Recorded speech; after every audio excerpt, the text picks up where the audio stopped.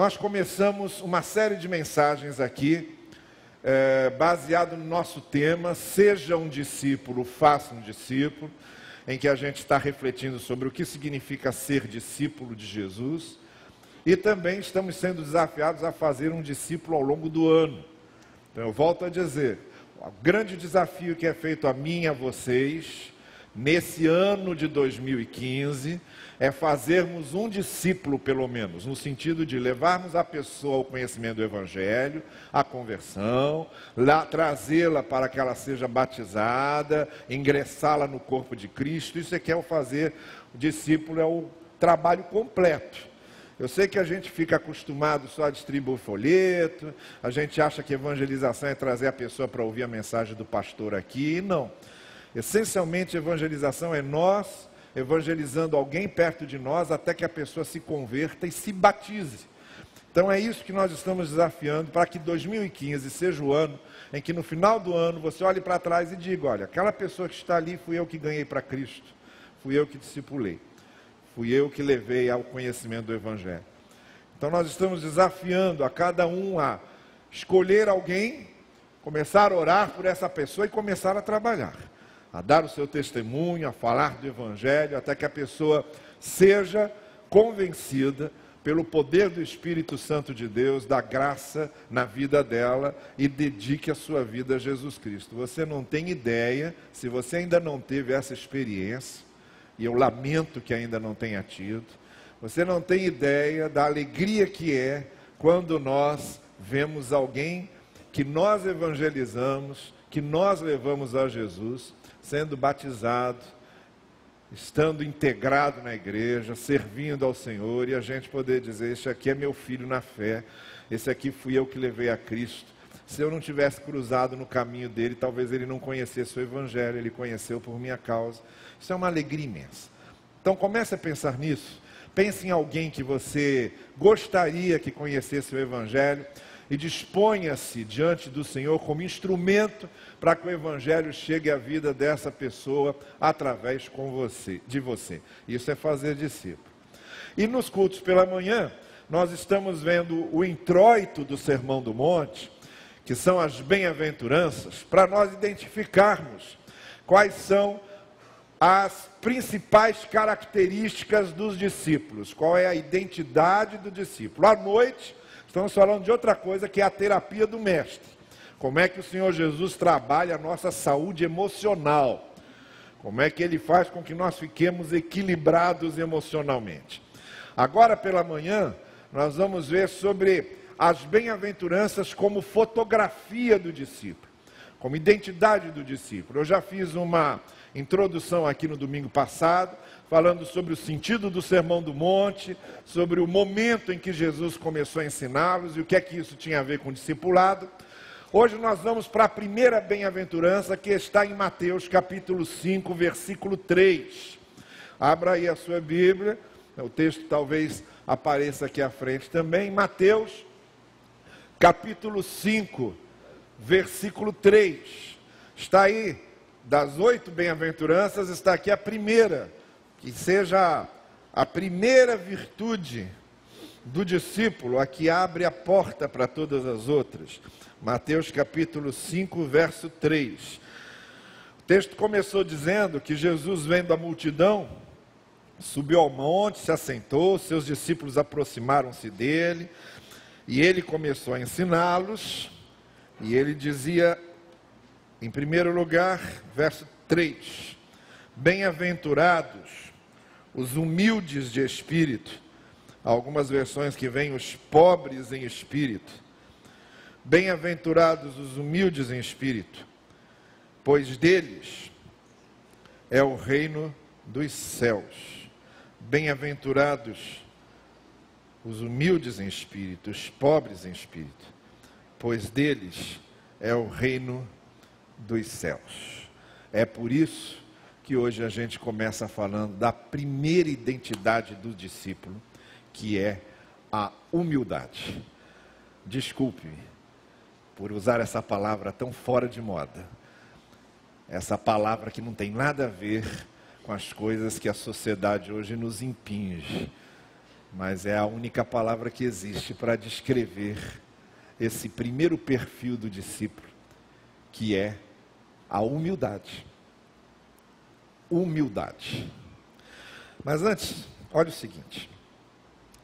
Quando a gente fala nas bem-aventuranças, a gente pensa em alguma coisa que tem a ver com felicidade, né? Há algumas versões que traduzem dizendo felizes os humildes, felizes os mansos. E a gente tem aquela ideia de felicidade. Eu estou buscando a minha felicidade. O que eu quero é ser feliz. Não é isso que a gente ouve?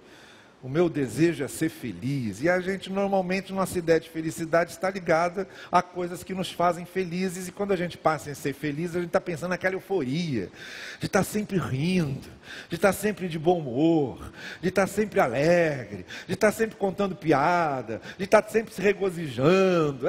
Essa é a ideia de felicidade, daquele balão que está sempre lá em cima, sabe? A gente acha que felicidade é isso, é aquele balãozinho que a gente mantém lá em cima, cheio, sem poder descer. Ele tem que estar lá, sempre. Bobagem. Estupidez. Não existe isso. Não existe isso. Ninguém é bem-humorado todo dia. Ninguém acorda alegrinho todo dia. E nem sempre chega ao final do dia alegrinho. Ninguém está sempre eufórico. Ninguém está sempre esfuziante de alegria. Não existe isso. Então essa ideia de felicidade não tem nada a ver com o que Jesus está dizendo. A palavra aqui traduzida por bem-aventurado é a mesma palavra que aparece no Salmo 1. Como é que começa o Salmo 1? Bem-aventurado. É a mesma palavra que dá início ao Salmo 112. É a mesma palavra que dá início ao Salmo 128, é a mesma palavra que aparece aqui no hebraico, a palavra Ashrei. Ashrei. No grego do Novo Testamento é a palavra Makarios, e que a rigor significa um andar sem tropeço. Ashrei significa uma marcha. Makarios significa uma marcha. Você ia andando sem tropeçar, e andando sem tropeçar, ou como se diz lá em Campos, sem trupicar. Você vai andando sem trupicar, sem tropeçar. Não é isso, Cris? Minha sogra está aqui, ela sabe. Qualquer coisa que vocês precisarem tradução para o idioma campesino, ela sabe, ela conhece. Então é uma caminhada sem tropeço. Bem-aventurado não é o felizinho. Bem-aventurado não é o alegrinho. Bem-aventurado é aquele que se sente realizado porque ele anda sem tropeçar. Então, bem-aventurança tem mais afinidade com a ideia de realização do que de felicidade, de alegria. Por quê? Porque você, por exemplo, se é justo, você pode até ser preso por ser justo. Você não nega o nome de Jesus, você pode ser perseguido e preso, ou até morto em certos países. Aí você é condenado porque crê em Jesus. Aí resolvem decapitá-lo, fazer igual aquele pessoal do Estado Islâmico. Bota aquele capuz, bota lá, isso aqui é um cristão, vamos decapitá-lo. Vai dizer que você fica dando tchauzinho para a câmera que está, tchau, e rindo? Claro que não. Você vai ser decapitado, cara. Não está alegrinho, não está eufórico, mas está realizado, porque está fazendo o que devia fazer. Está realizado, porque fez o que devia fazer. Sabe qual é o maior erro que nós, como pais, muitas vezes cometemos com nossos filhos? É ensinar os nossos filhos que eles precisam sempre buscar a felicidade deles. Está errado.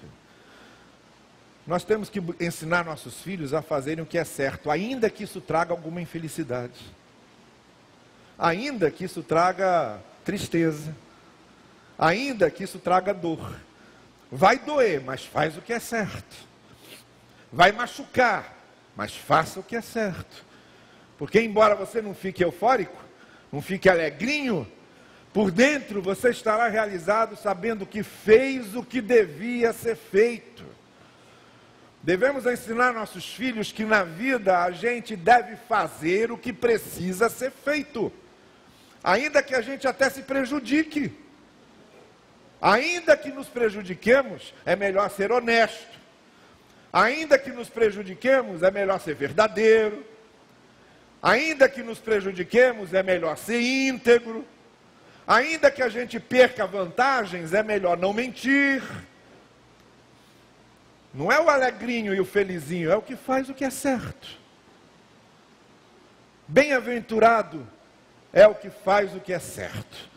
Por isso o Senhor Jesus começa com uma ideia que nos parece coisa de alienígena aqui, que é a ideia da humildade. Nesse mundo que a gente está vivendo hoje, que é um mundo de só se dão bem os orgulhosos. Parece que o cara, quanto mais orgulhoso, mais fama ele tem. Os soberbos. Quanto mais o cara olha as pessoas por cima, mais respeitam o cara. Já percebeu isso? O camarinha que chega humildezinho, olhando para o chão, ninguém respeita, passa por cima. Mas se ele chega olhando por cima, olhando para você como se você fosse subnitrato do pó de nada, olha, você se sente aniquilado, aí você respeita. Essa sociedade da vaidade. Nós estamos numa sociedade extremamente vaidosa, mas vaidosa até o fundo da alma. Estamos numa sociedade narcisística. Hoje o pessoal está doente de narcisismo. Há um narcisismo espalhado na sociedade toda, em que eu preciso estar o tempo todo aparecendo. Se eu não apareço na revista Caras, eu tenho a minha revista Caras particular, que é o meu perfil do Facebook, não é? A minha revista Caras particular. Eu estou tomando café, eu fotografo tomando café. Aí depois eu me levanto da cadeira, vou escovar o dente, escovando o dente. Aí estou entrando no carro. Aí bato o carro, batendo o carro.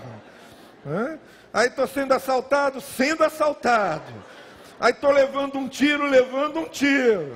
Aí entrando para a sala de cirurgia, entrando para a cirurgia.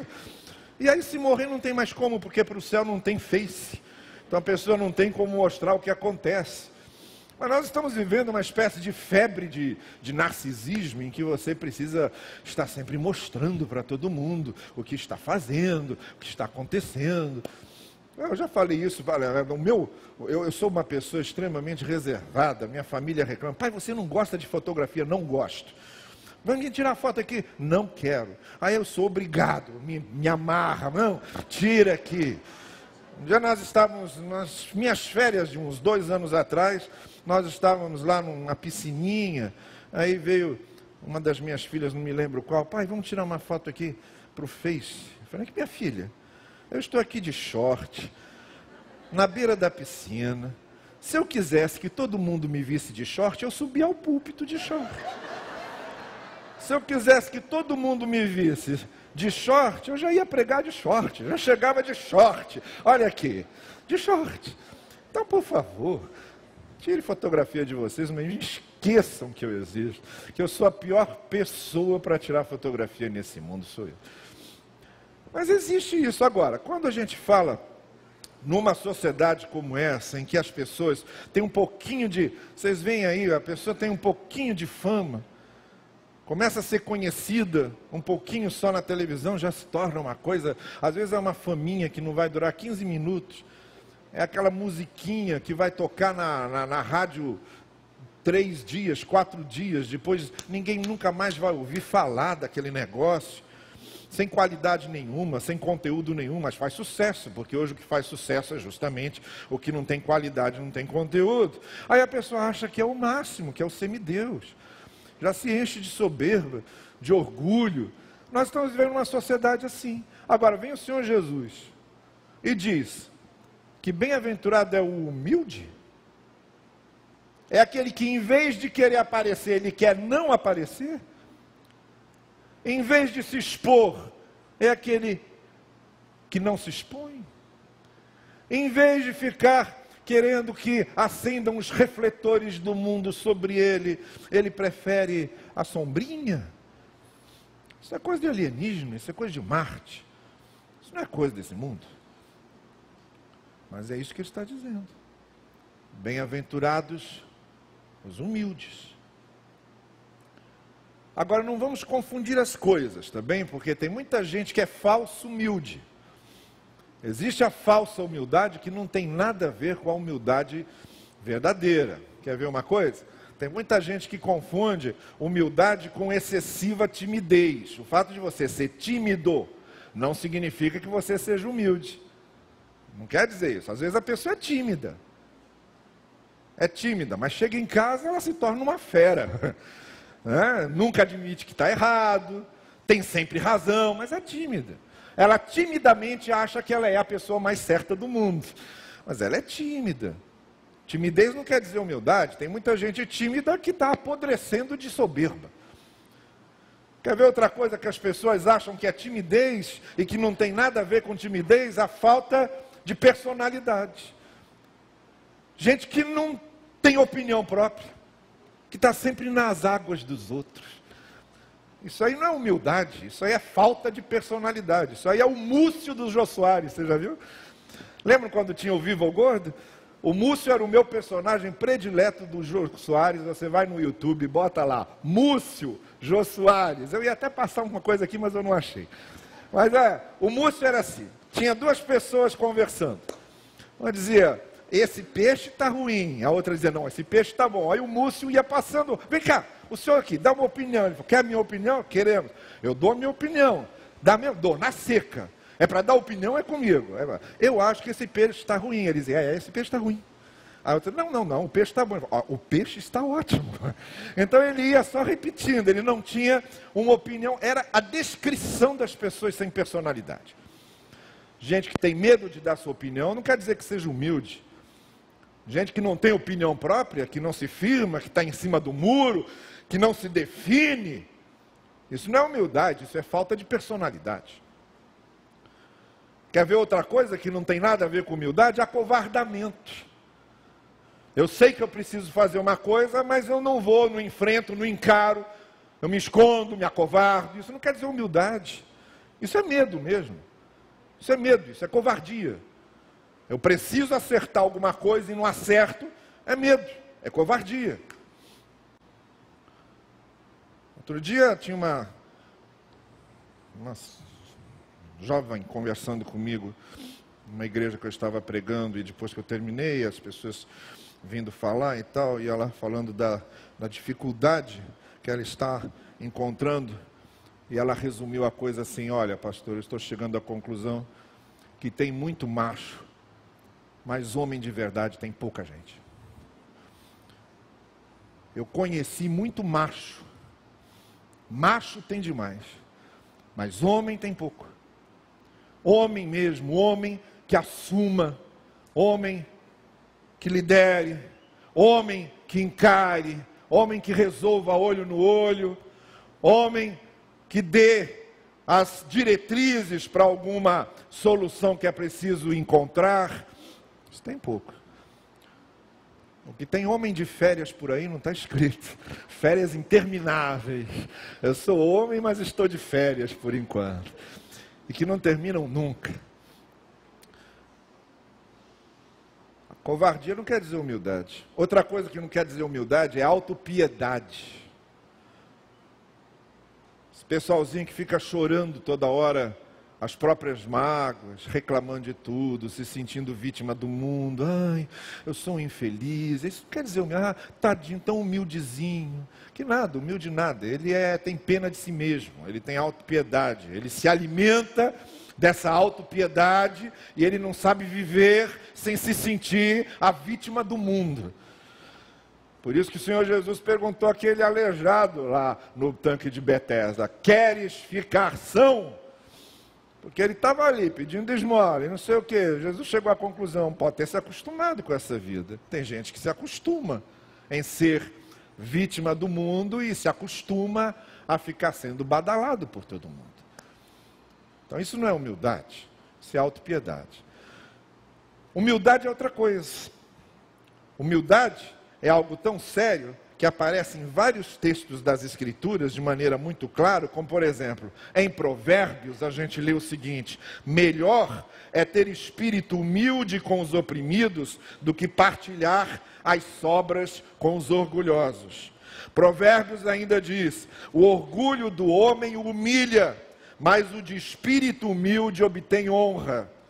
O profeta Isaías diz: a este eu estimo, ao humilde e contrito de espírito que treme diante da minha palavra. Miqueias, o profeta, também diz: ande humildemente com o seu Deus. Sofonias, o profeta, também diz: busquem a humildade e acharão abrigo no dia do Senhor. Em Mateus, o Senhor Jesus Cristo diz: quem quiser ser importante entre vocês, torne-se servo, e quem quiser ser o primeiro, deve dispor-se a servir. Ainda em Lucas, quando Maria soube que estava grávida de Jesus, ela começou um cântico que começava assim: pois atentou para a humildade da sua serva. Em Atos, o apóstolo Paulo diz aos líderes da igreja de Éfeso: servi ao Senhor com toda a humildade. E quando você chega na primeira carta de Pedro, ele diz: Deus se opõe aos orgulhosos, mas concede graça aos humildes. Portanto, humilhem-se debaixo da poderosa mão de Deus, para que Ele os exalte no tempo devido. Não resta dúvida nenhuma de que a humildade, na nossa relação com Deus, ocupa um lugar de honra. E se não bastasse isso, basta lembrar que quando Jesus começa as bem-aventuranças, já começa logo com a humildade, porque a humildade abre a porta para todas as outras. Se a gente não aceita com humildade esses ensinos de Jesus, a gente não aceita nenhum outro. Se não temos humildade para aprender com Jesus, a gente não aprende nada com Ele. Então nem adiantaria ele falar das outras bem-aventuranças, se essa não ficasse muito clara. O ponto de início é aqui. Primeiro, humildade. Depois a gente vai falar de mansidão, de justiça, de pureza, de misericórdia, mas primeiro aqui, humildade. É a porta de entrada para todas as outras, é a porta de entrada para a relação com Deus. Em resumo, a Escritura está dizendo: Deus não se relaciona com orgulhosos. Deus só se relaciona com humildes. A oração de um orgulhoso não passa do teto. A espiritualidade de um orgulhoso não passa do teto. A busca de um orgulhoso não passa do teto. O orgulhoso está falando só. O orgulhoso está fazendo monólogo. O orgulhoso está se auto-enganando. Só há possibilidade de chegar a Deus pela humildade. A humildade é a única coisa com a qual Deus se relaciona. Deus não se relaciona com a arrogância, não se relaciona com a soberba, não se relaciona com o orgulho, não se relaciona com a vaidade. Deus se relaciona com a humildade. Mas é o que é humildade então? A gente já viu que não é.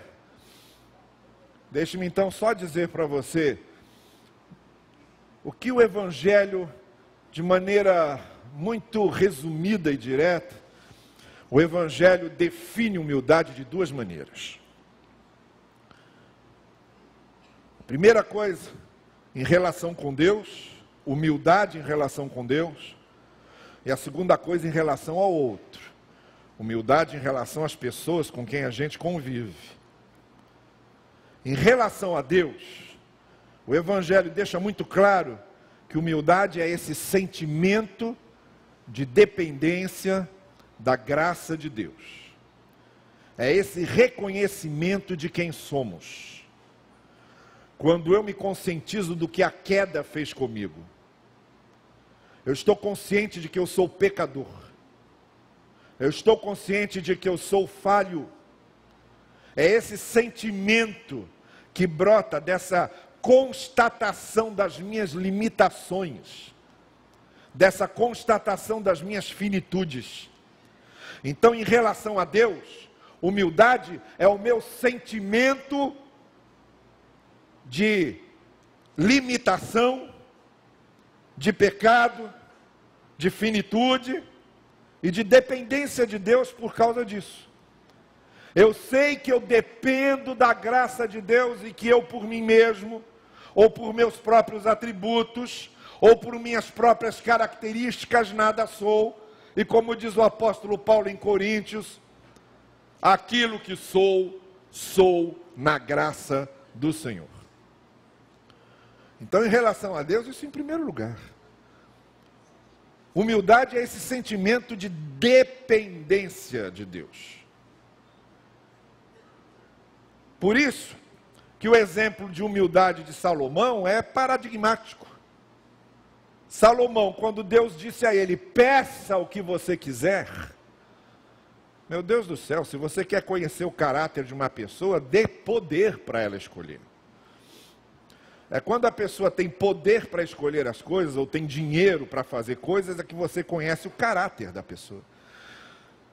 E o que Deus fez foi dar poder a Salomão. Agora me mostre o seu caráter. Peça o que você quiser. E Salomão, que podia ter pedido um monte de coisas, ele reconheceu quem ele era e disse, Senhor, eu peço sabedoria para fazer justiça e para governar meu povo com sabedoria. Ele sabia quem ele era.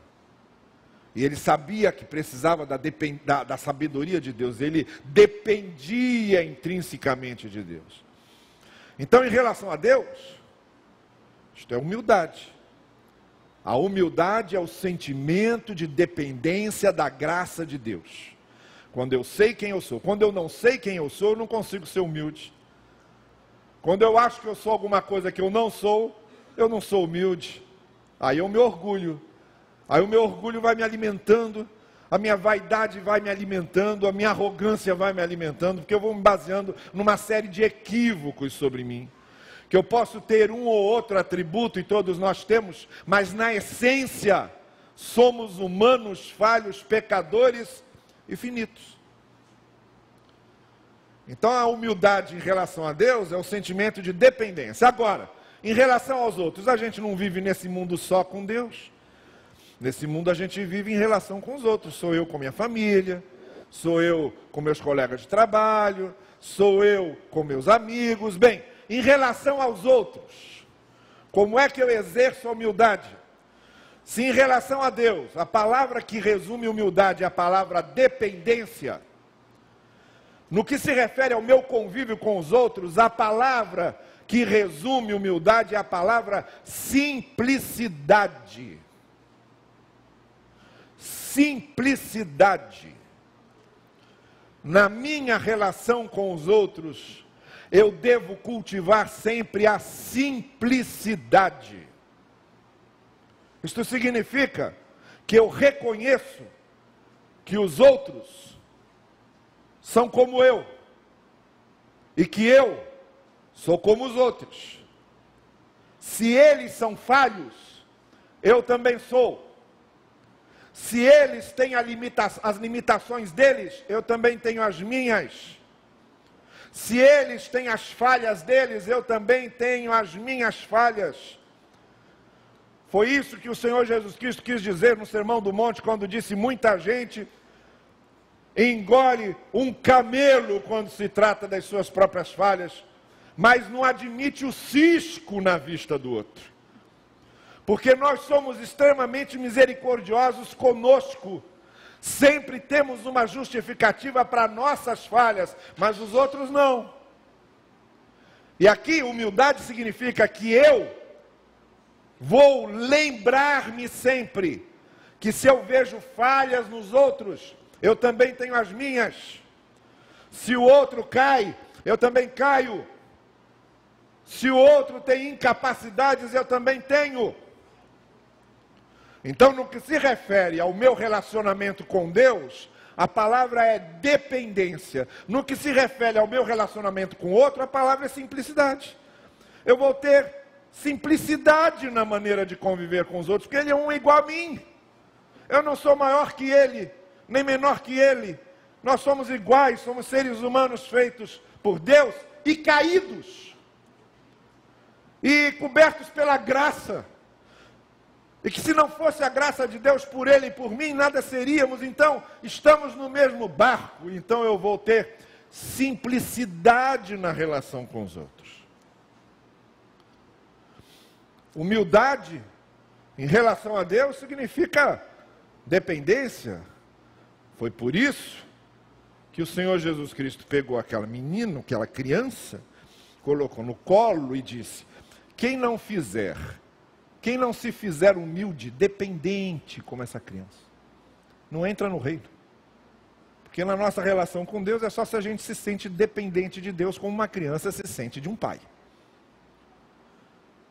E no que se refere à nossa relação com os outros, nós jamais conseguiremos perdoar alguém se nós não estivermos cultivando uma relação de simplicidade. Eu nunca vou conseguir perdoar alguém se eu achar que ele é que tem todas as falhas e eu não tenho nenhuma.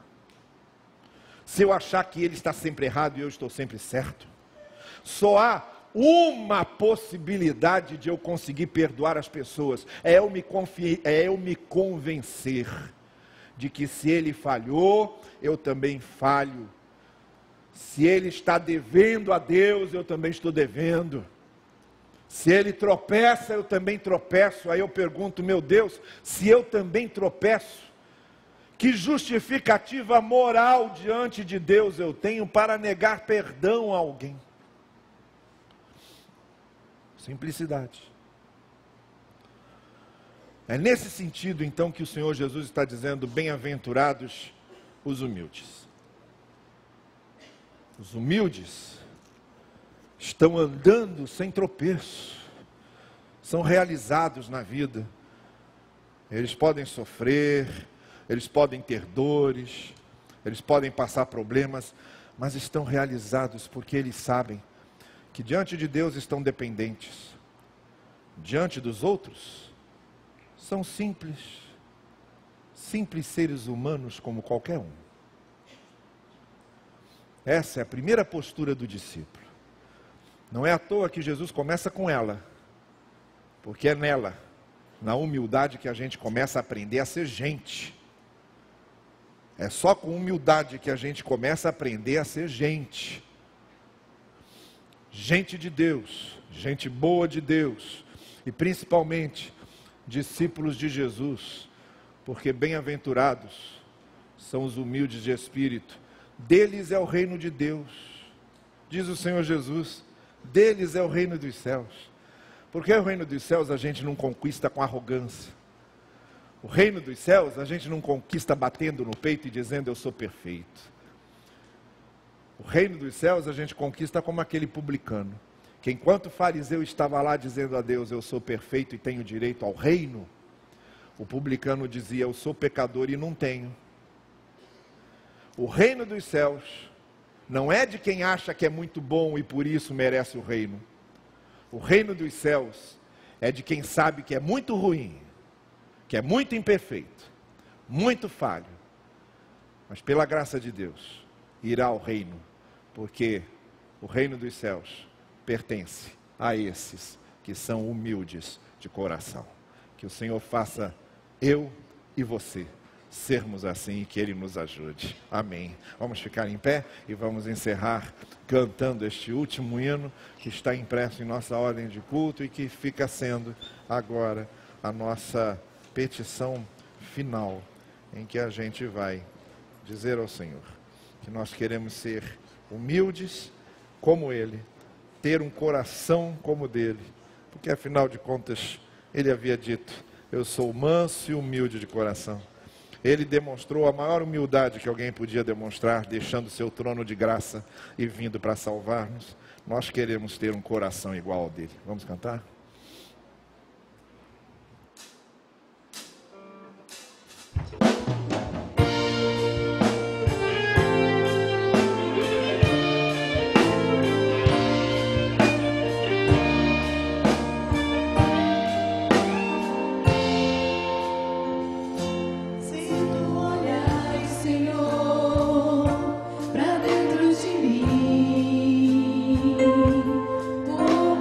Encontrar